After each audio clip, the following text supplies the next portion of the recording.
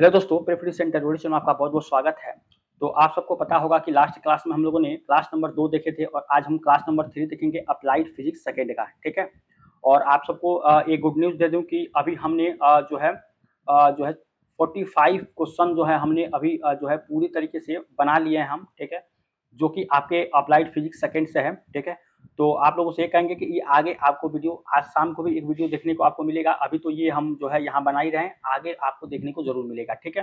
तो चैनल पर नए हो तो चैनल को सब्सक्राइब करिए, वीडियो को लाइक करिए, अपने यार दोस्तों को शेयर करिए। और बहुत सारे लोगों को मैंने पहले भी कहा था कि अगर आपका एग्जाम जो है हो गया है तो आप यस लिख दीजिए, ठीक है, कमेंट में। नहीं हुआ है तो आप नो नो यहाँ पे लिख दीजिए, बस इतना कर दीजिए, ठीक है। या तो आप इस तरह से मार्क का चिन्ह दे सकते हैं या ये वाला दे सकते हैं, ठीक है। तो दोनों में से कोई भी आप चूज करके इतना कमेंट में जरूर आप लिख दें, ठीक है, ताकि हमको थोड़ा सा इसे इंश्योर हो जाएंगे कि हाँ हम एग्जाम किस तरह से क्या है, ठीक है। जबकि मुझे ये पता है कि मैक्सिमम लोग का अभी एग्जाम है, ठीक है, क्योंकि मैंने फिजिक्स के क्लास को लेकर उतना ज़्यादा मैं टाइम नहीं दे पा रहा था, इसलिए थोड़ा सा दिक्कत हो रही थी, ठीक है। ये सब चीज़ है, लेकिन फिर भी जो भी यहाँ पे है अभी उसके हिसाब से हम देखेंगे। तो क्लास नंबर 3 यहाँ आप देख लेते हैं किस तरह के क्वेश्चन इसमें है। देखिए इंपॉर्टेंट क्वेश्चन आपके ये देखिए, आपको यूपी बीटी 2010 का क्वेश्चन ये पूछा गया है। और क्वेश्चन में आपको ये कहा गया है, यहाँ पे ध्यान से देखेंगे, कह रहा है कि एक परपथ के लिए समय नियतांक का मान बताइए, ठीक है। समय नियतांक का मान बताइए जिसमें 30 माइक्रोफैराड का संधारित्र 15 किलो ओम प्रतिरोध के श्रेणी क्रम में लगा हो, ठीक है। तो ये क्वेश्चन अगर आप देखें तो वैद्युत स्थितिकी का क्वेश्चन है, और इस तरह के क्वेश्चन आपको एग्जाम में देखने को मिल सकते हैं जो न्यूमेरिकल बेस के हों, ठीक है। तो सबसे पहले तो हम इस क्वेश्चन को सॉल्व करेंगे, ठीक है। एक बार जरूर इस क्वेश्चन को देखकर जाइए, इस टाइप के क्वेश्चन आपको मिलेंगे। और ये आपका जो चैप्टर है ये वैद्युत स्थितिकी है, ठीक है, वैद्युत स्थितिकी। तो इससे आपको क्वेश्चन यहाँ पे देखने को मिल सकते हैं, ठीक है। तो इस चैप्टर को आप अच्छे से पढ़ के जरूर जाइएगा, ठीक है। चलिए, अब जो आपका दिया गया इसको हम सॉल्व करते हैं। कह रहा है कि परपथ नियतांक समय नियतांक बताना, 30 माइक्रोफैराड का संधारित्र 15 किलो ओम का प्रतिरोध के श्रेणी क्रम में यहाँ पे लगा हो, तो ये आपको बताना है। तो सबसे पहले इफ मतलब जो आपका दिया है, ठीक है, तो जो दिया है वो सी इक्वल टू कितना दिया गया है, 30 माइक्रोफैराड, ठीक है। ये आपका क्या है, तो ये आपका यहाँ पे इतना माइक्रोफैराड संधारित्र दिया गया है, सी दिया गया है। अब इसको जो आप लिखेंगे तो कैसे लिखेंगे, 30 इंटू 10 की पावर माइनस का 6 फैराड, ठीक है। ये उसके बाद से आपको आर यहाँ पर रेजिस्टेंस जो दिया गया, ये दिया गया 15 किलो ओम, ठीक है, ये दिया गया है। अब इसको क्या करेंगे, 15 इंटू 10 की पावर 3, ठीक है, ये आपका इतना ओम हो जाएगा, ठीक है, रेजिस्टेंस हो जाएगा। और सी आर पद का मान समय नियतांक है, यहाँ पे कह रहा है कि समय नियतांक का मान बताइए यहाँ पे, ठीक है। तो इसके लिए आप क्या बता सकते हैं, आपको समय नियतांक सी आर परिपथ, ठीक है, ये आपका सी आर परिपथ के लिए होता है, ठीक है, आपको पता ही होगा सी आर परिपथ, क्योंकि देखिए हमने इस चैप्टर को अभी डिटेल में नहीं पढ़ाया है, डिटेल में हम नहीं पढ़ाए हैं, तो आपको हो सकता है कुछ चीजें आपको नया लगे, लेकिन मैं वहां पे बता भी दूंगा जितना पॉसिबल होगा, ठीक है, क्योंकि ये आपको जानना यहाँ पे उचित था, ठीक है। समय नियतांक, यहाँ पर सी आर परिपथ का समय नियतांक क्या होता है, नियतांक, ठीक है, इसके लिए होता है आपको टाउ बराबर यहाँ पे ये सी आर के बराबर होता है, ठीक है। तो यहाँ पे यहाँ पे अगर टाउ की बात करें, ठीक है, तो ये कितना हो जाएगा, ये आपका हो जाएगा सी का वैल्यू कितना है, 30 इंटू 10 की पावर माइनस का 6 इंटू आर कितना है, 15 इंटू 10 की पावर 3। अब देखिए ये इसमें ऐड होगा तो माइनस का 3 हो जाएगा, ठीक है, और 15 45 मतलब यहाँ पे 450 और गुणे यहाँ पे हो जाएगा 10 की पावर माइनस का 3, ये बचेगा आपको, समझ गए। आप देखिए इस 3 को नीचे लाएंगे तो क्या हो जाएगा आपको, मतलब यहाँ पे देखिए ये सिंपल कैलकुलेशन है, तो इस तरह से करेंगे 400 मतलब 450 बाई 10 की पावर 3 का मतलब ये हो जाएगा यहाँ पे 3 जीरो, ठीक है, 10 की पावर 3 का मतलब ये होता है, ठीक है। एक जीरो काट दीजिए और ये 2 जीरो है इसके साइड में चला जाएगा, टाउ बराबर हो जाएगा 0.45, यहाँ पे आपका निकल के आ जाएगा सेकेंड, ठीक है। तो ये आपका यहाँ पर आंसर निकल के आ जाएगा, ठीक है, ये आपका क्या हो जाएगा आंसर, समझ गए। चलिए, तो यहाँ तक समझ में आया। कह रहा एक परपथ का जो समय नियतांक मान बताइए, तो समय नियतांक यही होता है tau equal to C into R, ठीक है, ये फार्मूला होता है। और इस फार्मूले पर आप सी और आर जो कि आपको बोल रहा है कि इतना माइक्रोफैराड का संधारित्र है और इतना प्रतिरोध है, यानी संधारित्र सी का वैल्यू आपको दिया गया 30 और यहाँ पे फैराडे में यहाँ पे निकाल देंगे तो कितना होगा 10 की पावर माइनस 6, माइक्रोफैराड है 10 की पावर माइनस 6 से गुणा करके, ठीक है। इसी तरह से रेजिस्टेंस को 10 की पावर 3 ओम कर देंगे, ठीक है, किलो ओम है यहाँ पे, तो इसको यहाँ पे ओम करेंगे तो यहाँ पे 10 की पावर 3 हो जाएगा, ठीक है। उसके बाद आप कैलकुलेशन यहाँ पे कर सकते हैं, ठीक है। तो ये फर्स्ट क्वेश्चन था। चलिए उम्मीद करते हैं आपको समझ में आया होगा। अगला क्वेश्चन देखिए, नहीं आया होगा जरूर बताइएगा, ठीक है। दूसरा क्वेश्चन देखिए, यहाँ पे कह रहा है 2 माइक्रोफैराड का एक संधारित्र है, ठीक है। यहाँ पे जो क्वेश्चन पूछा गया है कि 2 माइक्रोफैराड का एक संधारित्र है, 100 वोल्ट के आवेशित करने पर 2 किलो ओम के प्रतिरोध से निरावेशित कराया जाता है, तो समय नियतांक गणना करिए। इसमें भी सेम आपको क्वेश्चन यहाँ पे पूछा जा रहा है, ठीक है। और ये भी आपका यूपीबीटी 2000 यहाँ पे 11 का ही है, ठीक है। वो आपका कितना था, 10 था, ठीक है। तो ये आपको इसको सॉल्व करेंगे। तो 2 माइक्रोफैराड है और धारित्र यहाँ पे दिया गया 100, तो इसके लिए भी आपको अगर सी का वैल्यू यहाँ पे देखें तो कितना दिया गया है, 2 माइक्रोफैराड यहाँ पे दिया गया, मतलब क्या करेंगे 2 इंटू 10 की पावर माइनस का 6 फैराड, ठीक है। वी इक्वल्स टू कितना दिया गया, ये दिया गया 100 वोल्ट, ठीक है। वी दिया, आर कितना दिया गया, आर दिया गया है 2 किलो ओम, मतलब इसको क्या करेंगे 2 इंटू 10 की पावर 3 ओम कर देंगे, ठीक है। ये कर देंगे। और सीआर परिपथ का समय नियतांक आपको पता ही होगा। समय नियतांक कितना होता है, तो ये होता है आपको tau is equal to C into R, ठीक है। और यहाँ पे सी का वैल्यू रख दीजिए, ये सी है और इतना आर है, तो सी का रखेंगे तो 2 इंटू 10 की पावर माइनस 6, ठीक है। और आर कितना है, तो ये है 2 इंटू 10 की पावर 3, ठीक है। तो यहाँ पे अगर टाउ की मैं बात करूँ तो 4 और 10 की पावर 3 यानी कि 2 अंक में होगा, एक अंक 3 हो जाएगा, तो 0.004 आ जाएगा, ठीक है। इतना आ जाएगा 0.004, ठीक है। या तो आप यहाँ पे डायरेक्ट आपको इतना सेकंड, चाहे इतना सेकंड कर लीजिए, यहाँ पे समय नियतांक पूछ रहा है तो फिर आपको डायरेक्ट, मतलब ये भी सही है, यहाँ पे इतना सेकंड आपको यहाँ पे आ जाएगा, ठीक है। लेकिन अगर आप चाहें तो इसको क्या लिख सकते हैं, 4 इंटू 10 की पावर माइनस 3 सेकेंड, ये भी आपका सही है, ठीक है। तो दोनों आंसर यहाँ पे हो सकता है। सीआर पर का समय नियतांक tau equal to C into R ये होता है, ठीक है। तो ये आपका एकदम सेम क्वेश्चन था, लेकिन मैंने यहाँ पे क्या, अब देखिए यहाँ पे आपको तो धारिता इतना वोल्ट दे देगा तो आपको ये लगेगा अरे ये क्या दे दिया, ठीक है। लेकिन आपको यूज उतना ही करना है, ठीक है। ये आपका क्वेश्चन यहाँ पे सॉल्व होगा, आंसर इतना आपका आएगा, ठीक है, ये वाला आंसर। ये दूसरा क्वेश्चन था, उम्मीद करेंगे आपको समझ में आया होगा।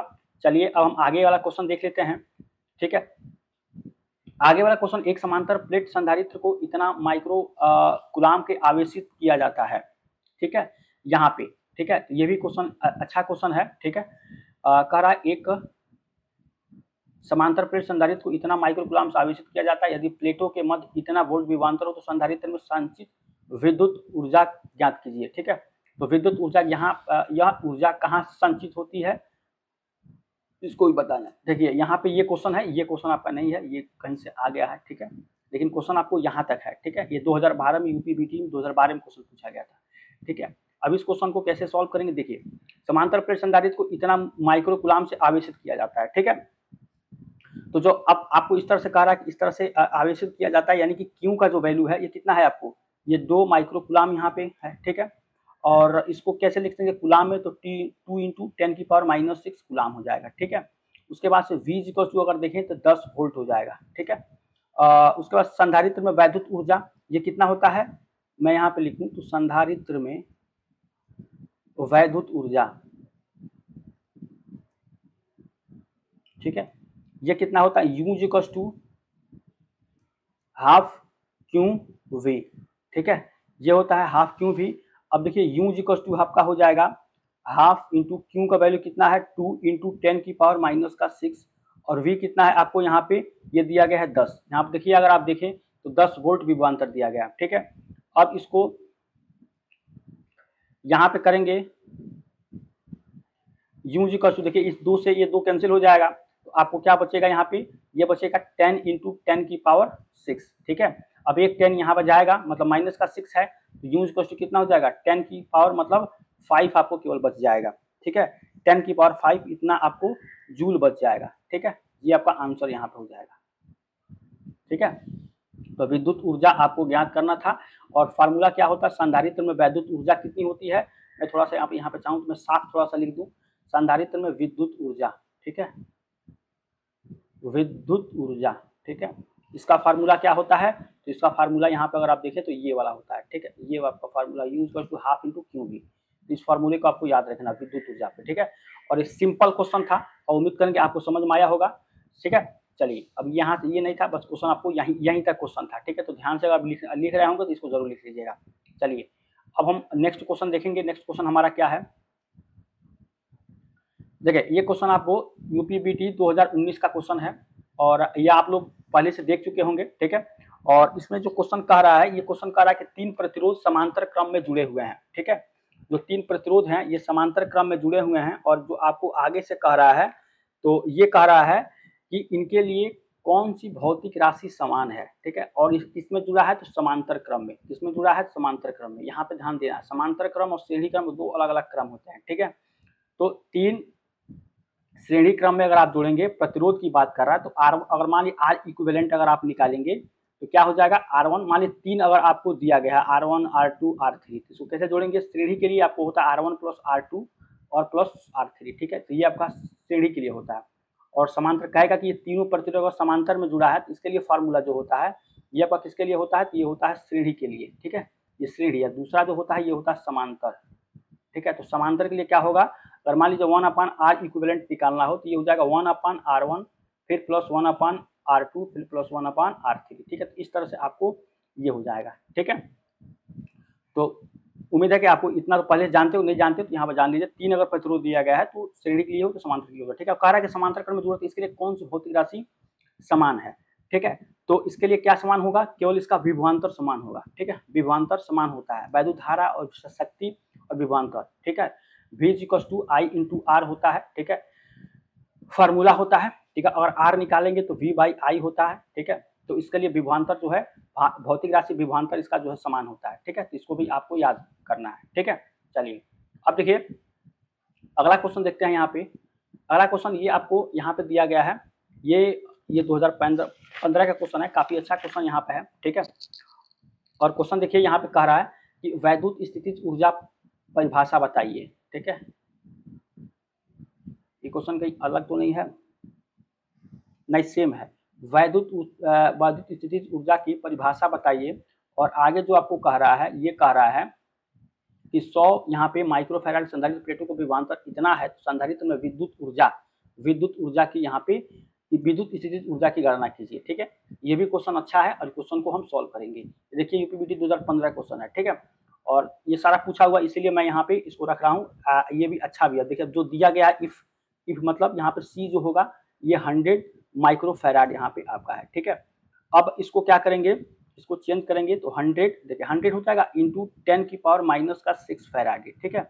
ये हो जाएगा, समझ रहे हैं। यानी कि अब देखिए 100 इंटू ये है, इसको आप कैसे कर सकते हैं, इसको करेंगे 10 की स्क्वायर इंटू 10⁻⁻6, मतलब क्या करेंगे 10⁻⁻4 यहाँ पे फैराड है, ये इतना आ जाएगा। आपको C का वैल्यू, मतलब यहाँ पे मैं लिख दूँ C का वैल्यू कितना आ जाएगा, 10⁻⁻4 फैराड है, ठीक है। ये हो जाएगा, ठीक है। अब देखिए संधारित्र की वैद्युत स्थितिज ऊर्जा, ठीक है। संधारित्र की वैद्युत स्थितिज ऊर्जा, ठीक है। ये आपको बताना है तो ये हो जाएगा U = ½ C × V², ये फार्मूला होता है, ठीक है। अब इसी फार्मूले पर हम क्या करेंगे, सॉल्व करेंगे, ठीक है।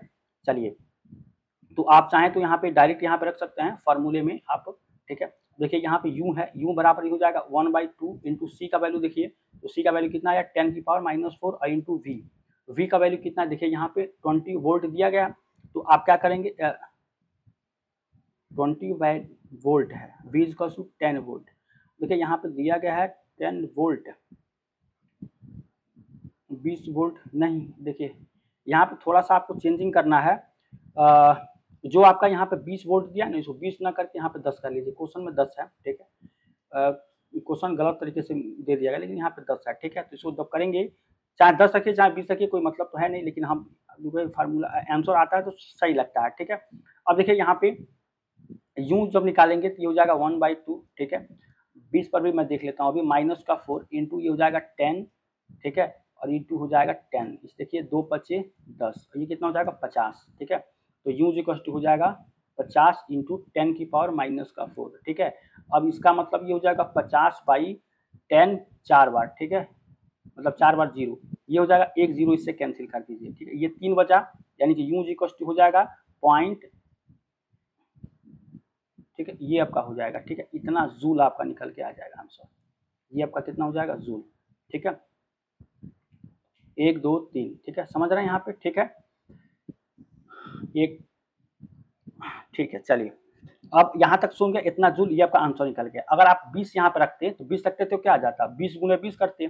ठीक है, मतलब मैं यहाँ पे अगर इसको करूँ तो आपको क्या करते, 20 गुणे 20 इंटू 10 की पावर, मतलब 1/2 यहाँ पे है, और ये आपका 10 की पावर -4 है। ठीक है, ये करते 20 गुणे 20, तो इसको कैंसिल करते तो ये हो जाता है 10, तो 20 दहा में 200, ये हो जाता है 200 गुणे 10 की पावर -4, ये होता। अब क्या करते, 200 बाई यहाँ होता 4। ठीक है, 3 4, ये 2 से कैंसिल हो जाता। अब बचेगा 2, तो 2 बचेगा तो 0.0 सॉरी, यहाँ पे 2 जीरो है ना, तो 0.02 ये आपका आंसर निकल के आता। ठीक है, 20 पर 0.02 जूल इतना निकल के आ जाता। अगर यहाँ पे 20 रखते, 20 यहाँ पे जो वेल्ट किया, लेकिन हमने 10 पे किया है क्योंकि क्वेश्चन थोड़ा सा इसमें अलग था, लेकिन क्वेश्चन जो है सॉल्व करने का अलग तरीका है। ठीक है, चलिए, तो अब यहाँ पे मुझे पूरा उम्मीद है कि आपको समझ में आया होगा। ठीक है, और कोई भी अगर आपको डाउट है, दिक्कत है, तो जरूर यहाँ पे एक बार कमेंट जरूर करें। ठीक है, चलिए, तो ये यहाँ तक क्वेश्चन था। ठीक है, काफ़ी अच्छा क्वेश्चन है, जितने लोग फिजिक्स सेकंड नहीं है उनके लिए यहाँ पे शेयर करें ताकि उनको भी इससे फायदा मिले। ठीक है, ये क्वेश्चन मैं थोड़ा छांट के बना रहा हूँ, अलग अलग बना रहा हूँ। देखिए टाइम नहीं है, लेकिन जो है छांट के बना रहा हूँ। ठीक है, तो यहाँ पे अब देखिए ये क्वेश्चन हो गया। अब देखते हैं अगला क्वेश्चन।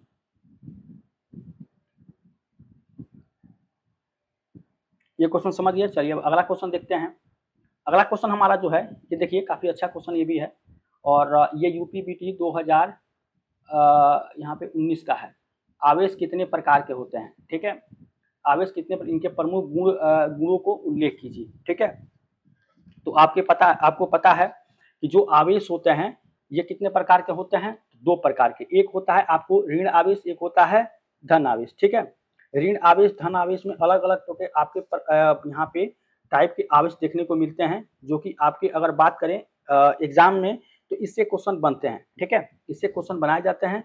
तो मैं अगर सिंपल पूछूं कि आवेश का, यहाँ पे थोड़ा सा मैं यहाँ पे लिख देता हूँ। देखिए, इसका इसे नहीं करना है, सॉल्व नहीं करना, इसको आंसर लिखना है। ठीक है, आंसर लिखेंगे यहाँ पे। ठीक है, देखिए आंसर लिखेंगे तो इसका क्या हो जाएगा, आवेश कितने प्रकार के होते हैं। ठीक है, तो सबसे पहले आवेश जो होते हैं जो यहाँ पे 2 प्रकार के होते हैं। ठीक है, और आवेश एक अदिश राशि होता है। जो आवेश होता है ये क्या होता है, एक अदिश राशि है। ठीक है, अदिश राशि। ठीक है, और ये कितने प्रकार के होते हैं, तो ये आपके 2 प्रकार के होते हैं। देखिए आप लाइन वाइज लिख लीजिएगा, मैं ऐसा कुछ बता देता हूँ। 2 प्रकार का, ठीक है, 2 प्रकार की होती हैं। ठीक है, ठीक है, यहाँ पे मैं 2 प्रकार लिख देता हूँ। पहला प्रकार जो होगा ये क्या होता है, धनात्मक। ठीक है, ठीक है, दूसरा क्या होता है, ऋणात्मक। ठीक है, ये एक तो पहले, सबसे पहले तो आपका अदिश राशि है। 2 प्रकार के होते हैं, धनात्मक तथा ऋणात्मक। ठीक है, और यहाँ पे अगर अलग अलग बात करें तो इससे बहुत ज़्यादा आपका हो जाएगा। जैसे कि अगर केवल इलेक्ट्रॉन पे आवेश की बात करें तो कितना आवेश होता है, कितना कूलाम होता है। अगर सॉरी आप छोड़िए, अब यहाँ पे इलेक्ट्रॉन वाली बात हम अलग अलग से करेंगे। सबसे पहले तो यहाँ पे कुछ इसके बारे में पॉइंट और लिख लेते हैं। आवेश कुछ मूलभूत कणों का मौलिक गुण है। ठीक है, आवेश क्या होता है, देखिए ये कुछ इंपॉर्टेंट फैक्ट्स यहाँ पे है। आवेश क्या होता है, यहाँ पे कुछ मूलभूत, ठीक है, कुछ मूलभूत कणों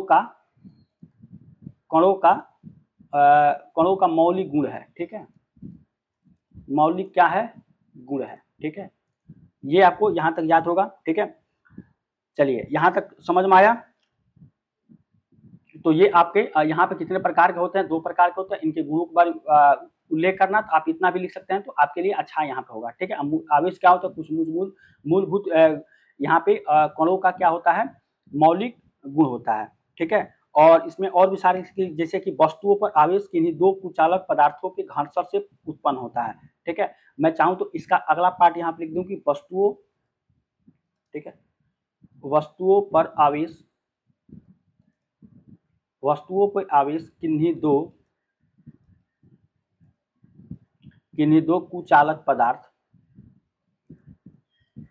ठीक है, कुचालक पदार्थ के घर्षण, ठीक है, के घर्षण से यहाँ पे प्रकट होता है। ठीक है, प्रकट होता है। ठीक है, मान लीजिए दो वस्तु है, एक वस्तु ये है, एक वस्तु ये, इस दोनों को घर्षण कराएंगे, यहाँ पे आपको आवेश जो है चार्ज जो है उत्पन्न होगा। ठीक है, तो यही चीज आपको यहाँ बोला जा रहा है कि इससे क्या होता है, घर्षण उत्पन्न यहाँ पे होता है।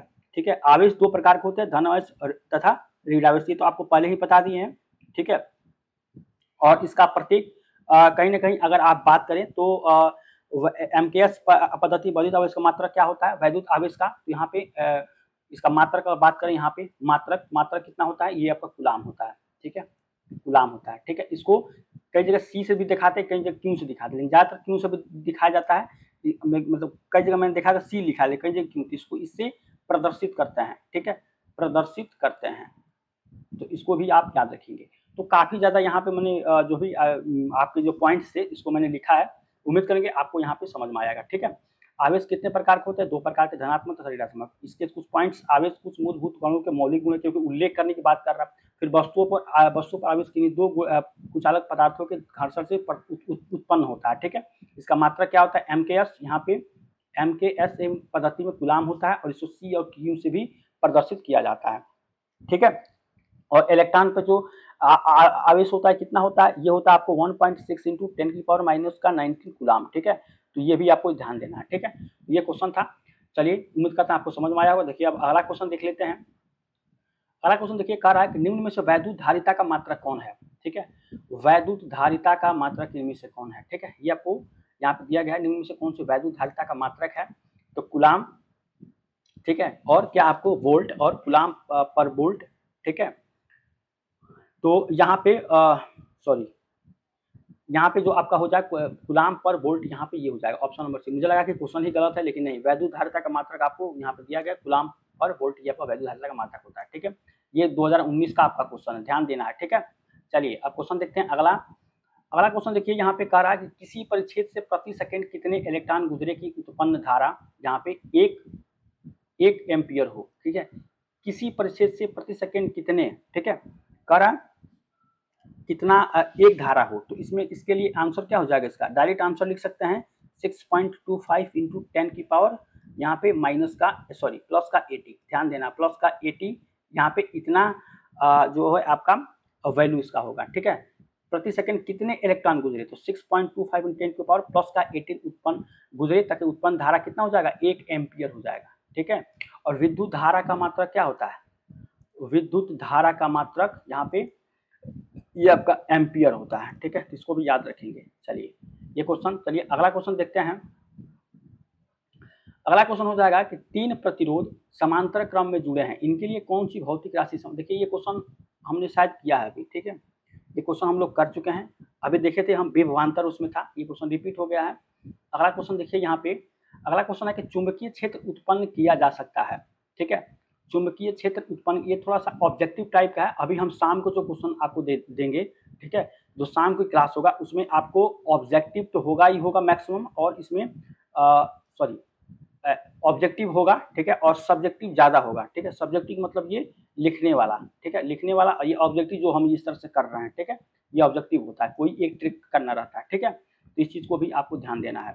ठीक है, चलिए, तो चुंबकीय क्षेत्र उत्पन्न किया जा सकता है गतिमान आवेश से, परिवर्तित वैद्युत क्षेत्र से, ठीक है, और किससे, यहाँ पे इन दोनों से। तो चुंबकीय क्षेत्र जो होता है मैग्नेटिक फील्ड, या फिर गतिमान आवेश से भी और परिवर्तित वैद्युत क्षेत्र से भी, दोनों को, मतलब तेज आवेश, यहाँ पे गतिमान आवेश से भी इसको चुंबकीय क्षेत्र उत्पन्न किया जा सकता है, और परिवर्तित वैद्युत क्षेत्र से भी उत्पन्न किया जा सकता है। ठीक है, तो ये सब सारा आपका क्वेश्चन था, और ये लास्ट क्वेश्चन था। उम्मीद करेंगे आपको यहाँ पे समझ में आया होगा। कोई भी इसके बाद से दिक्कत हो तो आप जरूर यहाँ पे बताइएगा। ठीक है, ठीक है, और एक क्वेश्चन हम यहाँ पे आपको लिए दे देते हैं, आप बताइएगा कि ट्रांजिस्टर की रचना में प्रयुक्त सर्वाधिक सामान्य पदार्थ है। ठीक है, ट्रांजिस्टर की रचना में प्रयुक्त, देखिए ये क्वेश्चन मैं आपको दे रहा हूं, प्रयुक्त सर्वाधिक सामान्य पदार्थ है।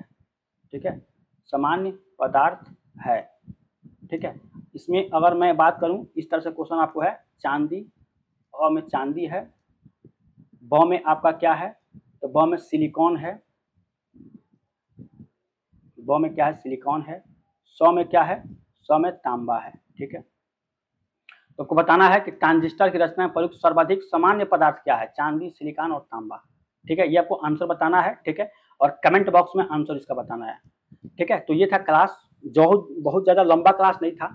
ठीक है, लेकिन मैं आपको ये बता देता हूँ कि मैंने अभी 45 से लगभग 50 क्वेश्चन मैंने बना लिए हैं। ठीक है, जो कि आगे हम जो है मैं कोशिश करूँगा कि इसमें से क्वेश्चन को शाम को जितना भी हो सकेगा उसको करेंगे। लेकिन मेरा तो वैसे मन है कि 100 क्वेश्चन इसमें भी मैं करा दूँ, 100 प्लस क्वेश्चन, क्योंकि मैंने मैथ में ऑलरेडी अप्लाइड मैथ सेकंड में मैंने कराया है। ठीक है, इसमें मैं सोच रहा हूँ, लेकिन टाइम नहीं है, लेकिन जितना भी होगा, लेकिन जो भी इंपॉर्टेंट क्वेश्चन होंगे ज़रूर कराएंगे। ठीक है, पूरे इंपॉर्टेंट क्वेश्चन। तो चैनल से जुड़े रहिए, चैनल को सब्सक्राइब करिए, लाइक करिए, अपने यार दोस्तों को शेयर करिए। ठीक है, चलिए मिलते हैं नेक्स्ट टाइम, तब तक थैंक यू सो मच।